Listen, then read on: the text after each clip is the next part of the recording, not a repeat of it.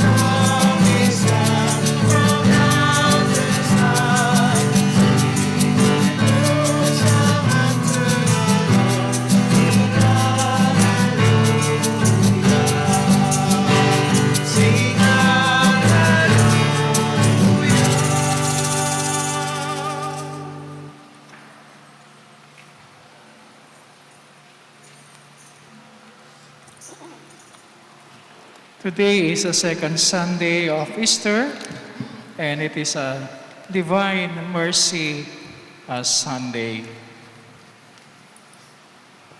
Let us begin in our celebration of the Holy Eucharist in the name of the Father, and of the Son, and of the Holy Spirit. Amen. The grace of our Lord Jesus Christ, and the love of God, and the communion of the Holy Spirit be with you all. And with your spirit. Today, as we gather in this banquet of Christ, let us ask God's mercy and pardon. Through our Lord Jesus Christ, we express the mercy of God. Let us first acknowledge our failures and ask the Lord for pardon and strength. I confess to Almighty God and to you, my brothers and sisters, that I have greatly sinned in my thoughts and in my words, in what I have done and in what I have failed to do, through my most grievous fault. Therefore I ask Blessed Mary, ever Virgin, all the angels and saints, and you, my brothers and sisters, to pray for me to the Lord our God.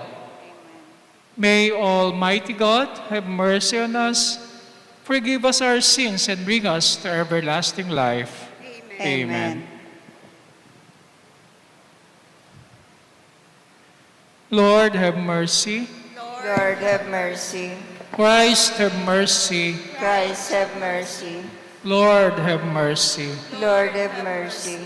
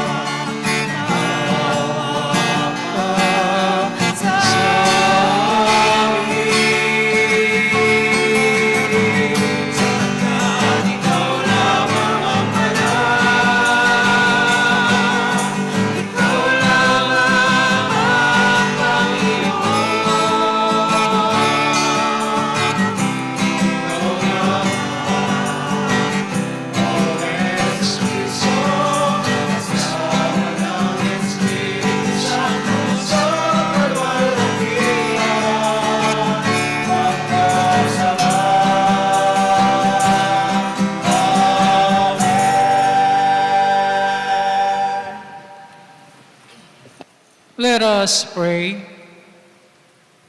God of everlasting mercy, who in the very recurrence of the Paschal feast kindle the faith of the people you have made your own. Increase, we pray, the grace you have bestowed, that all may grasp and rightly understand in what font they have been washed. By whose Spirit they have been reborn. By whose blood they have been redeemed. Through our Lord Jesus Christ, your Son, who lives and reigns with you in the unity of the Holy Spirit, one God, forever and ever. Amen.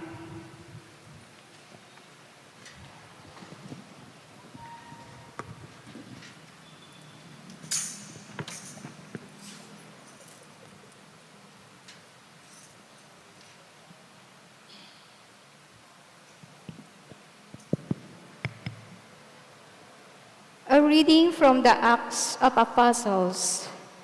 The community of believers was one of one heart and mind, and no one claimed that any of his possession was his own. But they had everything in common. With great power, the apostles bore witness to the resurrection of the Lord Jesus. And great favor was accorded them all.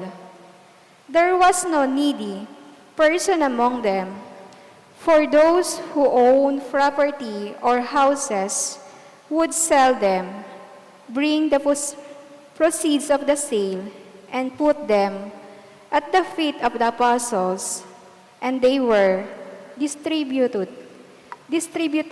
to each according to need. The word of the Lord. Thanks be to God. Give thanks to the Lord, for he is good. His love is everlasting. Give thanks to the Lord, for he is good. His love is everlasting. Let the house of Israel say, his mercy endures forever. Let the house of Aaron say, his mercy endures forever. Let those who fear the Lord say, his mercy endures forever. Give thanks to the Lord, for he is good. His love is everlasting. I was hard-pressed and was falling, but the Lord helped me. My strength and my courage is the Lord. The joyful shout of victory in the tents of the just. Give thanks to the Lord, for he is good. His love is everlasting. The stone which the builders rejected has become cornerstone. By the Lord has this been done. It is wonderful in our eyes. This is the day the Lord has made. Let us be glad and rejoice in it. Give thanks to the Lord, for he is good. His love is everlasting.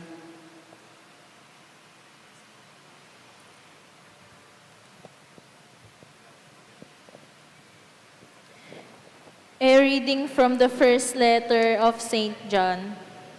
Beloved, everyone who believes that Jesus is the Christ is begotten by God, and everyone who loves the Father loves also the one begotten by him. In this way, we know that we love the children of God when we love God and obey his commandments. For the love of God is this, that we keep his commandments, and his commandments are not burdensome. For whoever is begotten by God conquers the world. And the victory that conquers the world is our faith. Who indeed is the victor over the world, but the one who believes that God is the Son of God. This is one who came through water and blood, Jesus Christ, not by water alone, but by water and blood. The Spirit is the one that testifies, and the Spirit is true. The word of the Lord. Thanks be to God. Let us all rise.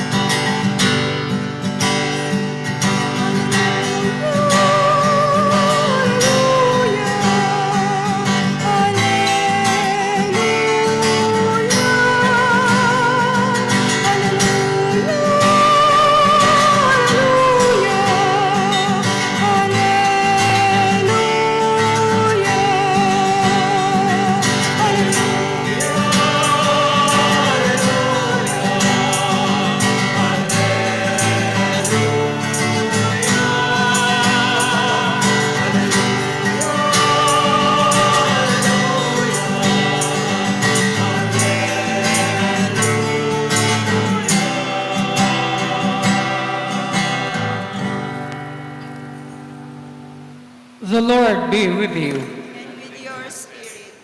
A reading from the Holy Gospel according to John. Glory to you, O Lord.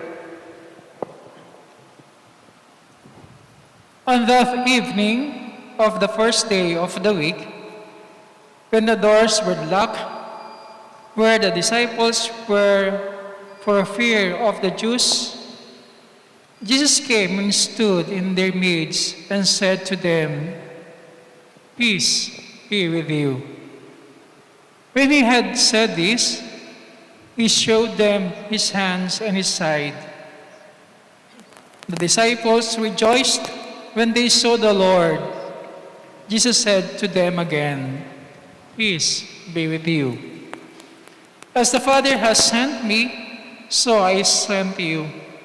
And when he had said this, he breathed on them and said to them, "Receive the Holy Spirit. Whose sins you forgive are forgiven them, and whose sins you retain are retained." Thomas, called Didymus, one of the 12, was not with them when Jesus came. So the other disciples said to him, "We have seen the Lord." But he said to them, "Unless I see the mark of the nails in his hands, and put my fingers in the nail marks, and put my hand into his side, I will not believe."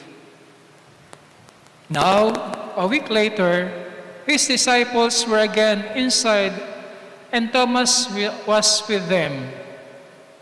Jesus came, although the doors were locked, and stood in their midst and said, "Peace be with you."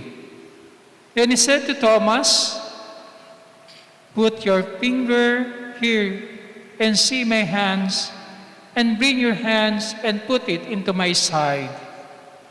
And do not be unbelieving, but believe." Thomas answered and said to him, "My Lord and my God." Jesus said to him, "Have you come to believe because you have seen me? Blessed are those who have not seen and have believed." Now Jesus did many other signs in the presence of his disciples that are not written in this book. But these are written that you may come to believe that Jesus is the Christ, the Son of God, and that through this belief you may have life in his name. My dear brethren, the Gospel of the Lord. Praise to you, Lord Jesus Christ.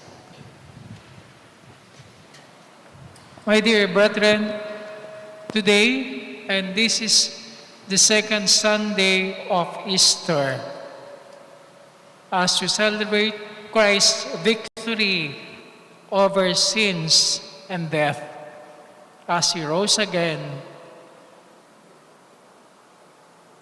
not only proclaiming what God has promised all of us, but did it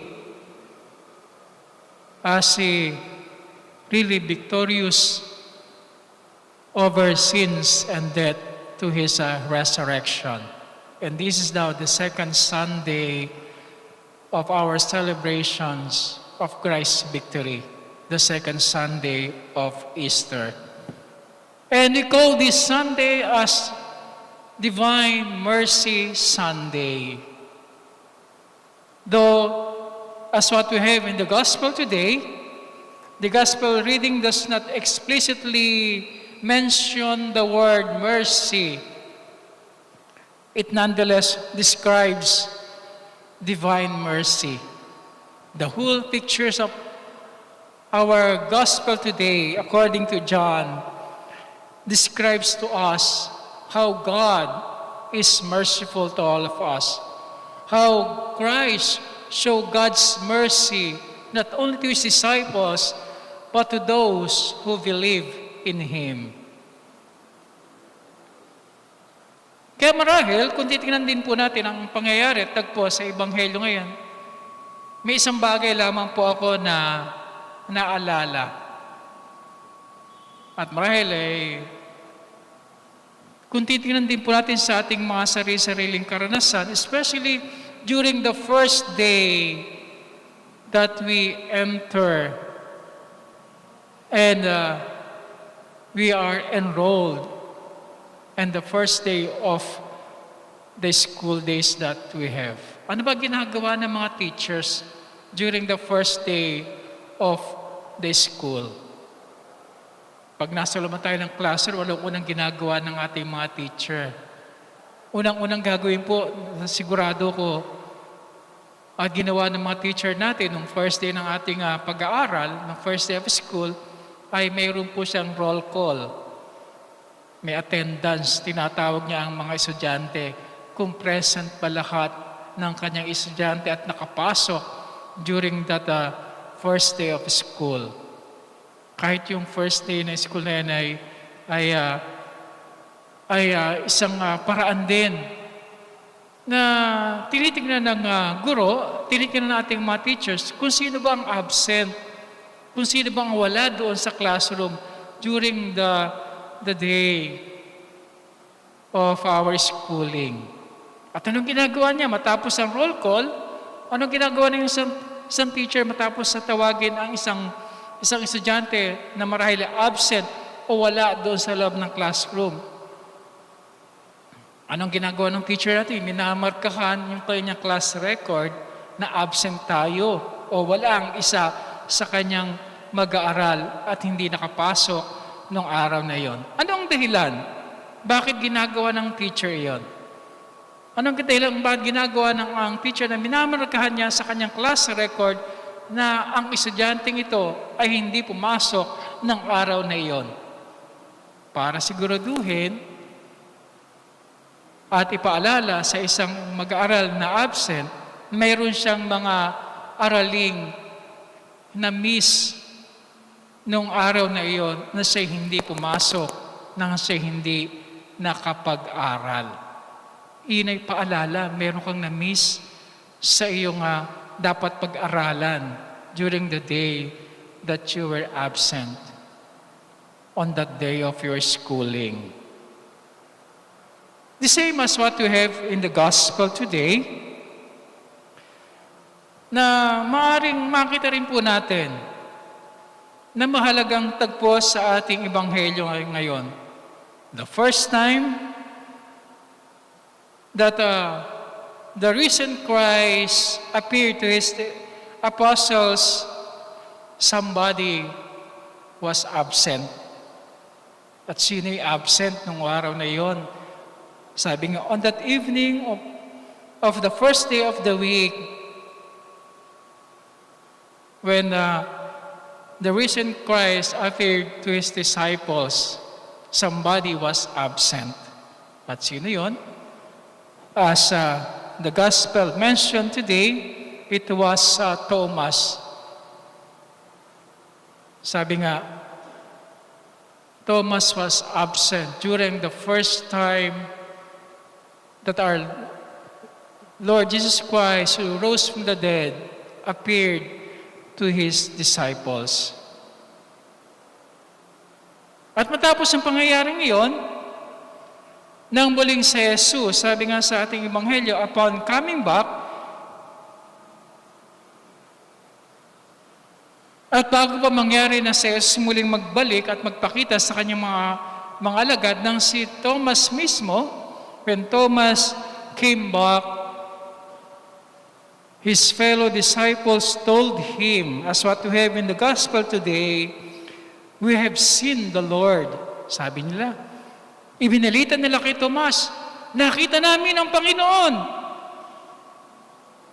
Pero, ano ang sagot ni Tomas sa mga sinabi ng kanyang mga kasamahan na mga alagad ng ating Panginoong Jesucristo? Sa sinabi ng mga alagad, "We have seen the Lord," Thomas did not believe them. And he said, as what we have in the gospel today, unless I have seen the mark of the nails in his hand, and put my finger into the nail marks, and put my hands into his side, I will not believe. In short, as what we have, and the way Thomas expressed his feelings on what had happened, isa lang naman sinasabi ni Thomas dito to see is to believe.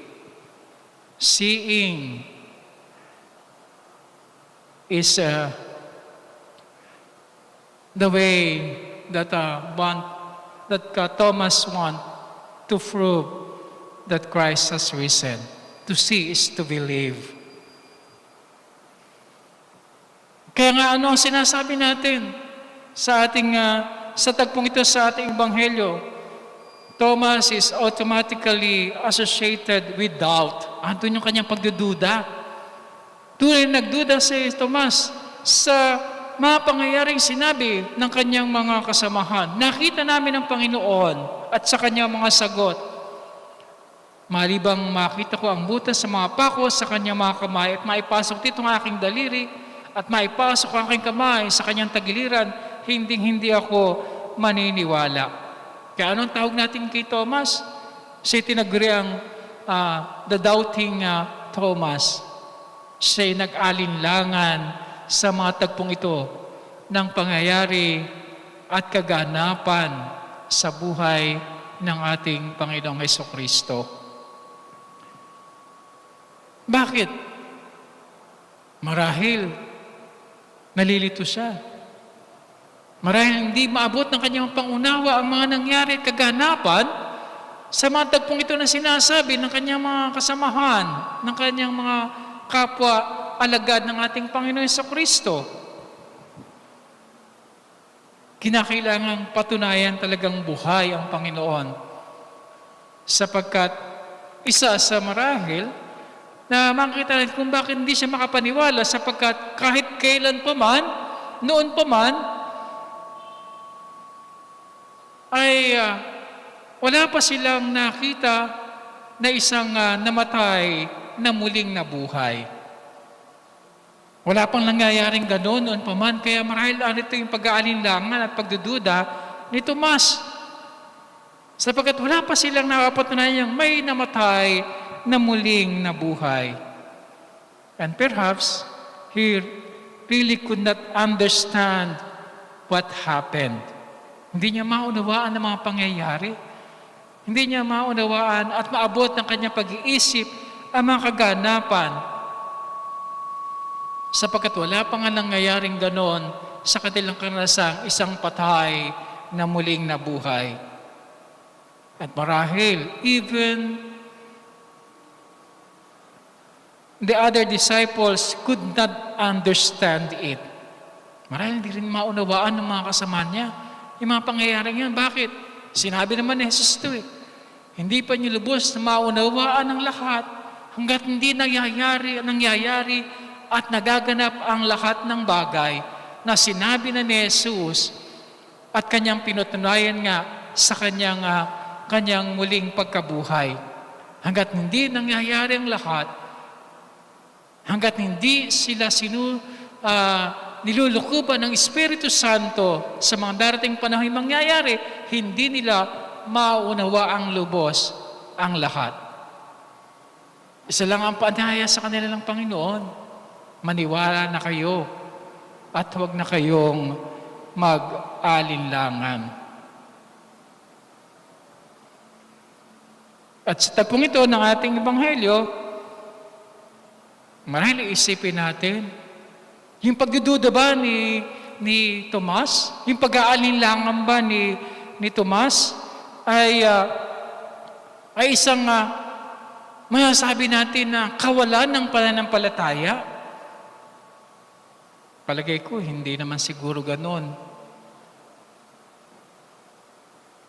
And isang bagay lang masasabi ko sa mga pangyayaring to, sa karanasan ni Tomas at ng kanyang mga kasamahan.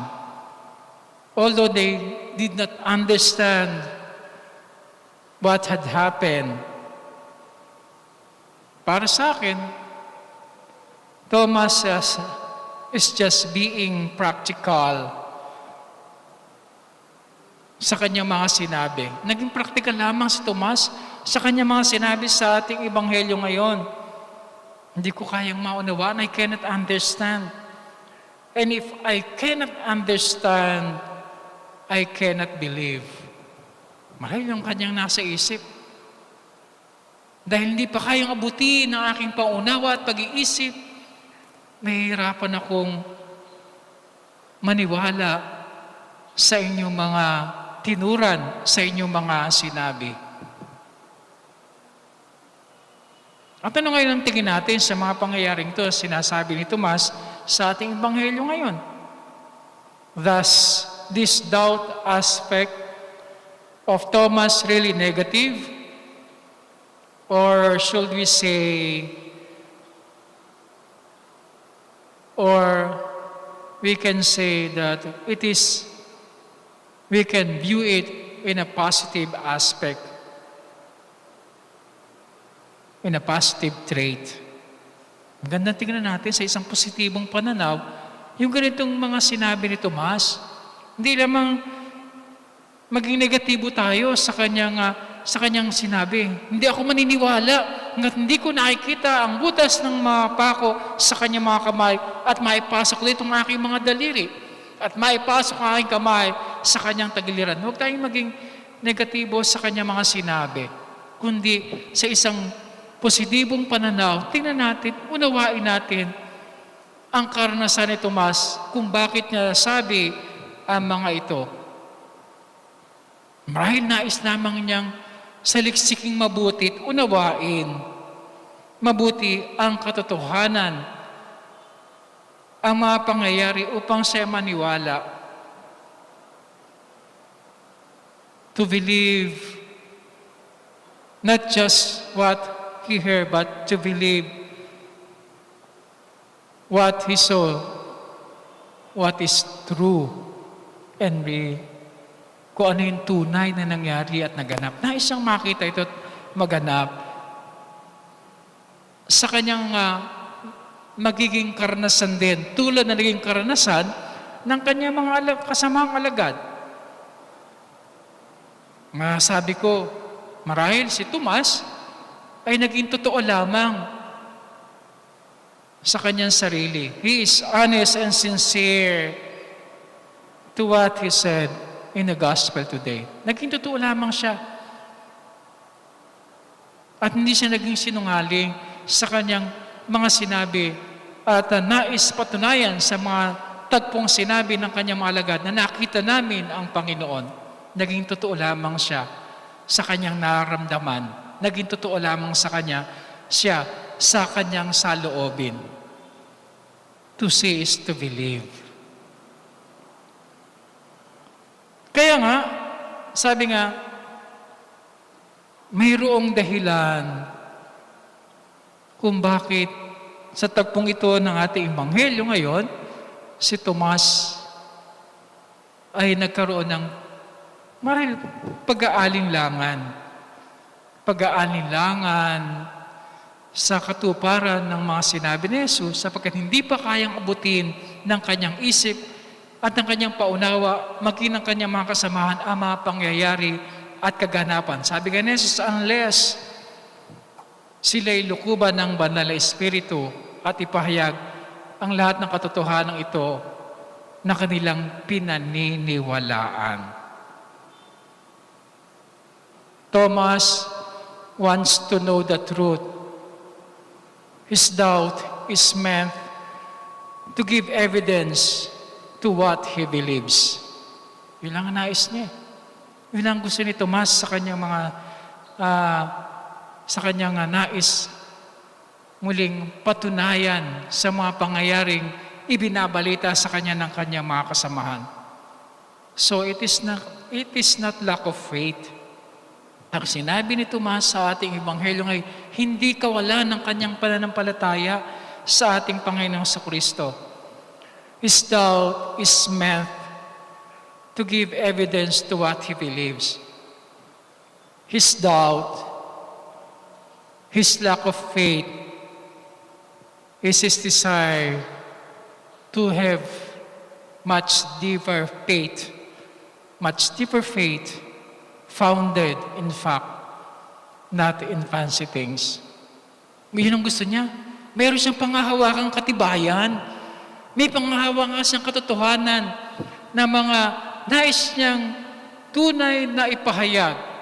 At hindi sa mga haka-haka lamang at hindi sa mga sabi-sabi, kundi isang tunay na katibayan na maipapahayag niyang lubos at mapapatotohanan niyang lubos ang kanyang pananampalataya. Kaya nga masabi ko na naging tapat lamang. Thomas was honest sa kanyang naramdaman. Totoo lamang siya sa kanyang sarili. At hindi siya nagkukunwari na alam niya ang lahat ng bagay. Naging sincero lamang siya sa kanyang naramdaman at sa kanyang saloobin. Marahil kung titingnan po natin ang mga tagpong ito sa ating Ebanghelyo, sa mga sinabi ni Tomas sa ating Ebanghelyo ngayon, he was honest and sincere to say, by paraphrasing what Thomas said in the Gospel today, in the Gospel reading that we have today, masabi natin, marahil ito lamang ang isang maiksing sinasabi ni Tomas, sorry, pasensya na kayo. I really do not understand. Pasensya na kayo. Talagang hindi ko naunawaan. Hindi ko lubos na maunawaan ang mga nangyari, ang mga kaganapan. Kaya't nais ko ng katibayan. Sabi marahil sa kanyang mga alagad, pasensya na kayo, sapagkat hindi pa kayang abutin ang aking pag-iisip, hindi pa kayang abutin ang aking pangunawa ang inyong mga binalita ng ating Panginoon, ng ating guro na namatay ay muling nabuhay. Siya'y muling nabuhay. Kaya hindi pa kayang abutin ang aking pangunawa. Mga kapatid, kung titingnan din po natin sa ating karanasan, sa mga kaganapan sa buhay ni Tomas, pwede rin ba natin sabihin mga sinabi ni Tomas sa ating Ebanghelyo ngayon? Pwede ba nating maranasan sa karanasan ni Tomas sa huling yugto na ang Panginoon ay muling magpakita sa kanila at patunayan sa Kanya na muling nabuhay ang Panginoon at inaanyayahan siyang ipasok ang daliri niya sa butas ng pako sa kamay ng ating Panginoon at ang Kanyang kamay sa taglirin ng ating Panginoon. Nang mapatunayan ito ni Tomas, masasabi pa rin ba natin, maipapahayag din ba nating lubos ang ating pananampalataya, ang ating paniniwala? Although nandoon ang pagdududa ni Tomas, andoon ang pag-aalinlangan ni Tomas sa mga pangyayari, hindi pa rin nawala na maranasan niya sa kanyang buhay ang dakilang habag, ang dakilang awa ng Diyos sa pamamagitan ng ating Panginoong Kristo na sa ikalawang pagkakataon sa ligong ito ay nagpakita na sa kanila kasama si Tomas sa tagpong ito ng ating Ebanghelyo ngayon. Kaya mga kapatid, pwede rin ba natin sabihin ang mga katagang ito na sinabi ni Tomas sa ating Ebanghelyo? Let us be courageous enough and humble enough to admit things that we cannot understand. Totoo naman po yun eh. Hindi natin kayang unawain ang lahat ng bagay. Hindi kayang abutin nating pag-iisip at pangunawa ang mga nangyayari sa ating buhay. Halimbawa, mga nangyayari sa ating buhay ngayon, dala ng pandemya. Hindi kayang abutin ng ating pangunawa ang mga nangyayari sa atin ngayon. Bakit nangyayari ito sa atin? Kanya-kanya tayo ng haka-haka. Kanya-kanya na tayo ng saloobin. Bakit naganganap ang lahat ng ito? May nagsasabi, Naalala ko noon, may nagsasabi, ito na raw ang wakas, kaya nangyayari sa atin ito. Nagsisimula raw ang wakas ng panahon, nagsisimula raw ang wakas ng daigdig. Totoo ba yun? Hindi po natin masasabi. Walang makapagsasabi sa atin yan. Ang Diyos lamang ang nakakaalam ng lahat ng bagay. Maging ang Panginoong Jesucristo, sinabi niya, ang Diyos Ama lamang ang nakakaalam ng lahat ng bagay. Maging si Jesus, hindi niya alam ang lahat ng magaganap. Ang Diyos Ama lamang ang nakakaalam ng lahat ng bagay. Kaya nga, anong nais Jesus? Maniwala tayo at manalig sa ating Panginoon. Maniwala tayo at manalig ang lubos sa ating Diyos Amang makapangyarihan sa lahat. At tularan natin si Tomas sa kanyang naging katangian sa ating ebanghelyo ngayon. Let us be honest enough and admit that there are things that we cannot understand. Thus, we can say, I cannot believe. Marahil masasabi rin natin yun. Hindi ako maniniwala hanggat di ko nakikita ang lahat ng bagay. Totoo naman yun eh. Sa atin, kailangan patunayan eh. Tulad ni Tomas, kailangan may katibayan tayo para maniwala tayo at manalig tayo. Masasabi ba din natin to? Tulad ng sinabi ni Tomas sa ating ebanghelyo ngayon. We cannot believe unless we see. To see is to believe. But not only seeing, but it is an invitation to us, like what had happened to Thomas, by doubting in the first stage of searching what we believe, ay lalo tayong manalig at magtiwala sa habagat dakilang awa ng Diyos. Naalala ko nga, sinasabi ng isang manunulat, ano ba yung mga kasabihan natin? Para lang tayong maniwala at manalig. Sabi nga, kinakailangan magsaliksik tayo, kinakailangan magtanong tayo. Yun ang ginawa ni Tomas eh. Nagsaliksik at nagtanong. Naghanap siya ng katibayan para lalo siyang maniwala at manalig na muling ang nabuhay ang Panginoon. Kaya nga may kasabihan tayo, he or she who asks a question is a fool for a minute, but he or she who asks no question is a fool for a lifetime. Totoo naman po yun eh. Kapag tayo nagtatanong at naghahanap ng mga kasagutan sa mga bagay na hindi natin naunawaan, marahil sa ilang saglit, isang minuto lamang o ilang minuto lamang, tayo ay nagiging tanga. Pero kapag hindi na tayo nagtanong at nagsaliksik pa at naghanap ng mga kasagutan sa ating mga tanong, panghabang buhay tayong magiging tanga. Kaya kinakailan nagtatanong tayo, tulad ni Tomas, magtatanong din tayo. Sapagkat ito nagbibigay liwanag sa atin, ito nagbibigay pangunawa sa atin at nagbibigay sa atin ng lubos na pananampalataya. Kaya nga ito ang sinabi ni Tomas eh. Maniniwala lamang ako kung makikita ko at maramdaman niya ang presensya ng Panginoon sa pamagitan ng mga butas ng pakos sa kanyang mga kamay at ang kanyang maipasok dito ang kanyang daliri at ang kanyang mga kamay sa tagiliran ng ating Panginoong Jesucristo.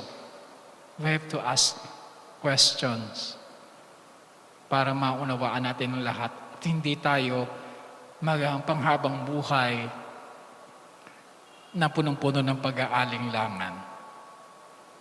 At yun ang isang maganda sa atin para tayo matuto. Sabi nga po,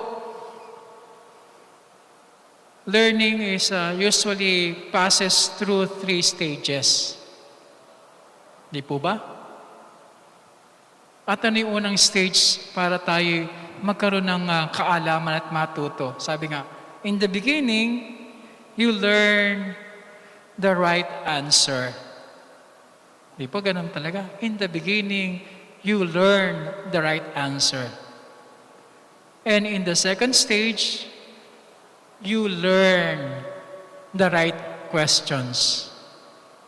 But on the final stage, you learn which questions are worth asking. So natututo tayo sa huli. Nakikita natin, ano ba yung mahalagang tanong na dapat natin itanong para tayo makaunawa at maniwala tulad na nangyari at naganap kay Tomas. Kaya mga kapatid, sa panahon ito, sa linggong ito, as we celebrate the resurrections of Christ, the second Sunday of Easter, the Divine Mercy Sunday, let us be honest enough to say, this is my limitation. I do not know. We have our own limitations and we do not know things. Before we believe, we have to ask questions and search for an answer like what Thomas did. And may we learn from doubting Thomas the virtue of sincerity and honesty. Maging totoo tayo at sincero tayo sa ating pagkatao, sa ating kakayanan, sa ating pangunawa. And we pray, and let us pray with him, with Thomas, kapag napatunayan natin ang lahat at naganap na ang lahat, we can say with faith, my Lord and my God. Masabi natin ang tuwiran at tahasan sa taglay nating pananampalataya, Panginoon ko at Diyos ko. Amen.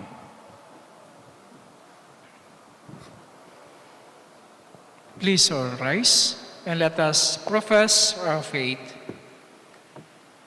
I believe in God, the Father Almighty, creator of heaven and earth, and in Jesus Christ, his only Son, our Lord, who was conceived by the Holy Spirit, born of the Virgin Mary, suffered under Pontius Pilate, was crucified, died, and was buried.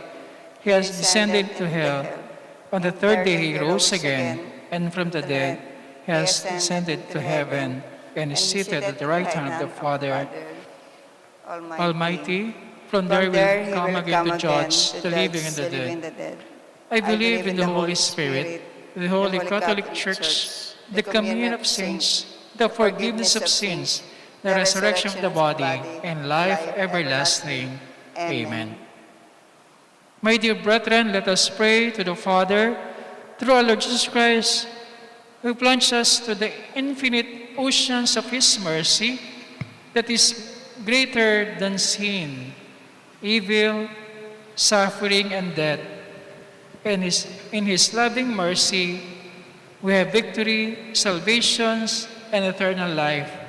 Let our response be, God of mercy, listen to our prayer. God of mercy, listen to our prayer.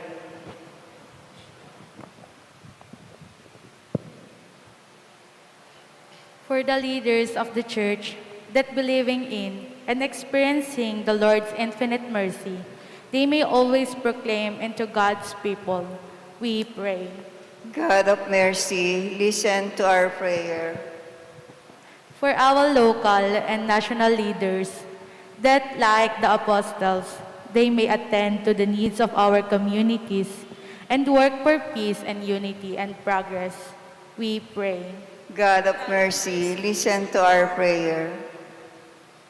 For those who, like Thomas, live in doubt and fear, that peace and forgiveness of the risen Christ may strengthen them to face life challenges and difficulties, we pray. God of mercy, listen to our prayer. For all of us gathered here, that we may be immersed in the ocean of divine mercy and live in ministers of the Lord's peace and reconciliation, we pray. God of mercy, listen to our prayer. For our departed brothers and sisters, may they experience the infinite mercy of God in the heavenly paradise, we pray. God of mercy, listen to our prayer.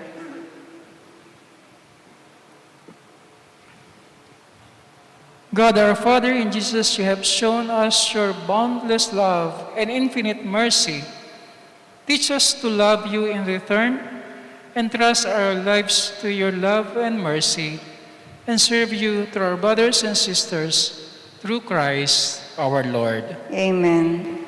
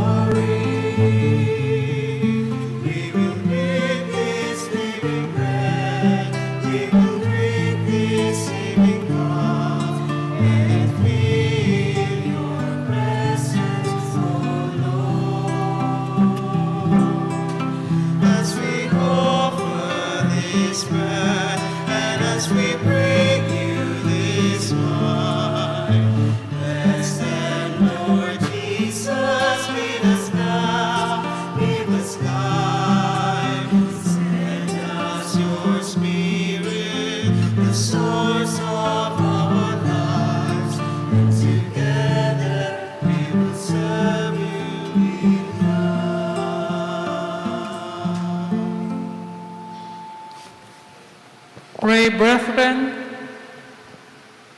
that my sacrifice and yours may be acceptable to God, the Almighty Father. May the Lord accept the sacrifice at your hands for the praise and glory of his name, for our good and the good of all his church. Accept, O Lord, we pray, the oblations of your people and of those who have brought the new life, that renewed by confession of your name and by baptism, they may attain unending happiness through Christ our Lord. Amen. The Lord be with you. And with your spirit, Lift up your hearts. we lift them up to the Lord. Let us give thanks to the Lord our God. It is right and just. It is truly right and just, our duty in our salvation, at all times to acclaim you, O Lord, but in the time above all too loud, you let more gloriously when Christ, our Passover, has been sacrificed. Through him, the children of light rise to eternal life, and the halls of heavenly kingdom are thrown open to the faithful. For his death is our ransom from death, and in his rising the life of all has risen. Therefore, overcome with paschal joy, every hand, every land, every people exalt in your praise, and even the heavenly powers with the angels' host sing together the unending hymn of your glory as they acclaim.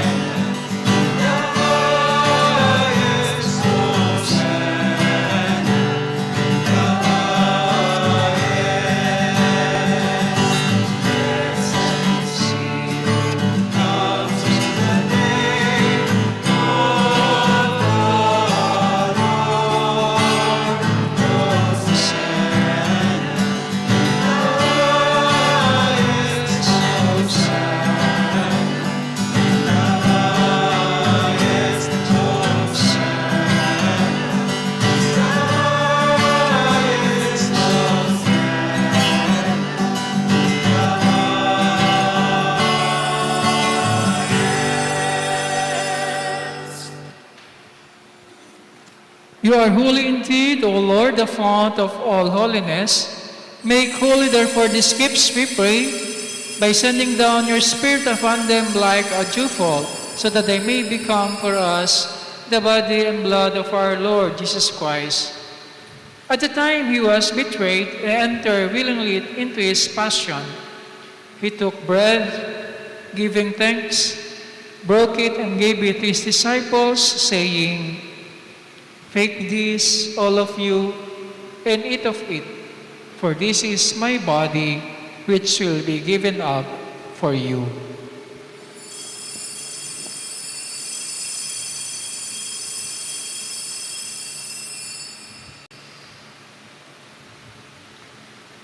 In a similar way, when supper was ended, he took the chalice, and once more giving thanks, he gave it to his disciples, saying, "Take this, all of you, and drink from it, for this is the chalice of my blood, the blood of the new and eternal covenant, which will be poured out for you and for many, for the forgiveness of sins. Do this in memory of me."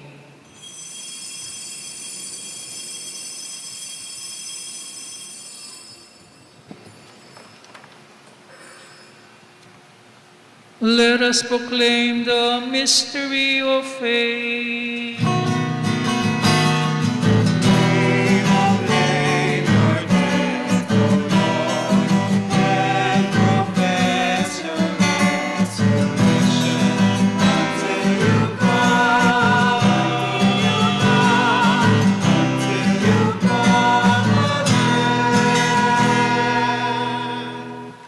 Therefore, as we celebrate the memorial of his death and resurrection, we offer you, Lord, the bread of life and the chalice of salvation, giving thanks that you have held us worthy to be in your presence and minister to you. Humbly we pray that partaking to the body and blood of Christ, we may gather into one by the Holy Spirit. Remember, Lord, your church spread throughout the world, and bring her the fullness of charity, together with Francis, our Pope, and Florentino, our archbishops, and all the bishops and the clergy. Remember also our brothers and sisters who have fallen asleep in the hope of the resurrection, and all who have died in your mercy. Welcome them into the light of your face. Have mercy on us all, we pray, that with the Blessed Virgin Mary, the Mother of God, with the blessed apostles, and all the saints who have pleased you throughout the ages, we may merit to be co-heirs of eternal life, and may praise you and glorify you through your Son, Jesus Christ. Through him, with him, and in him, O God, Almighty Father, in the unity of the Holy Spirit, all glory and honor is yours forever and ever.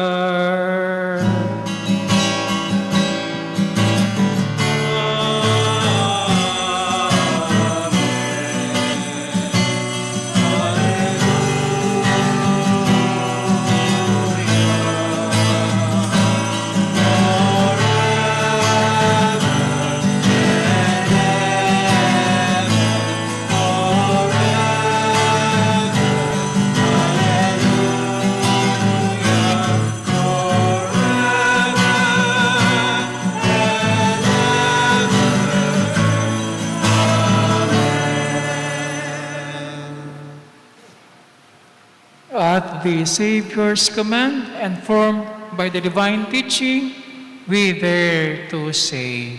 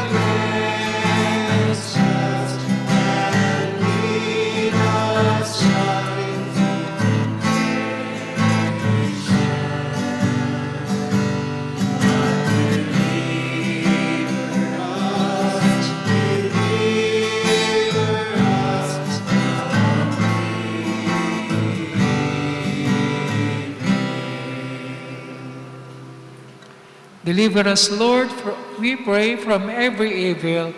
Graciously grant peace in our days, that by the help of your mercy we may be always freed from sin and safe from all distress, as we await the blessed hope and the coming of our Savior, Jesus Christ.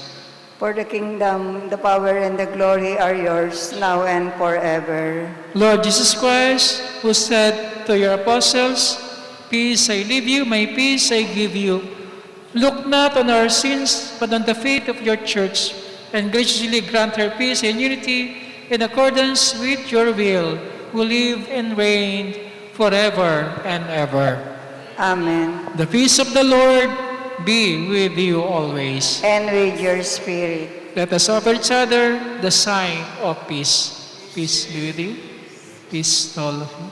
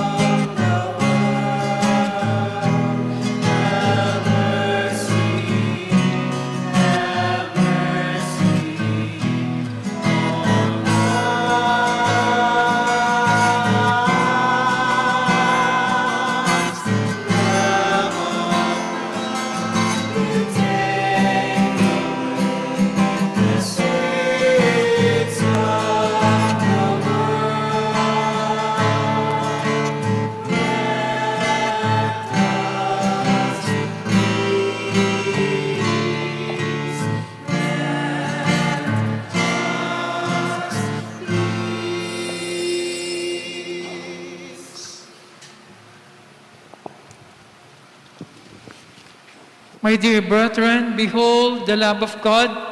Behold him who takes away the sins of the world. Blessed are those who call to the supper of the Lamb.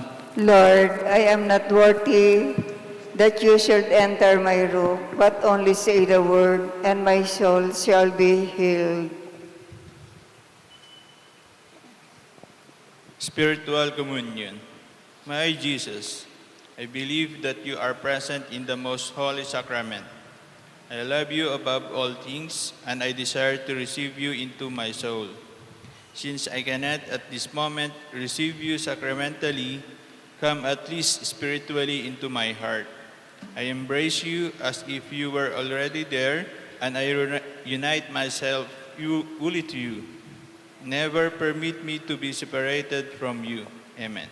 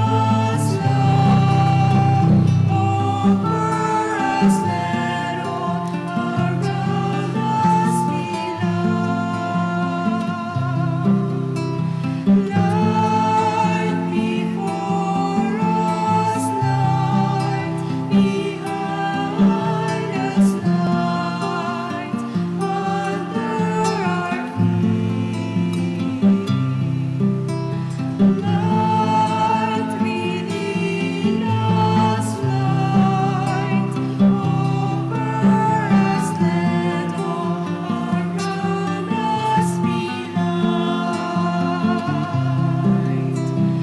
Christ before us, Christ behind us, Christ under our feet.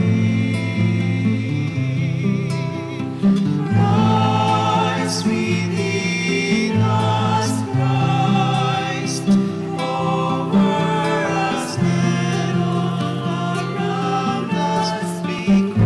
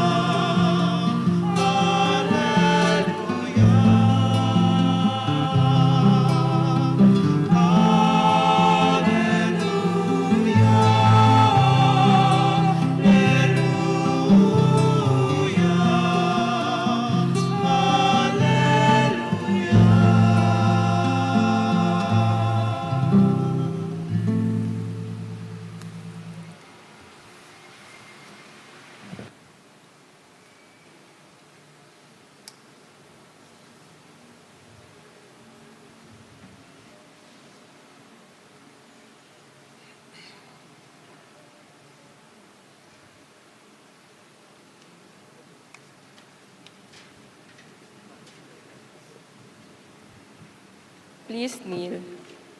Oratio Imperata for protection against the COVID-19 virus.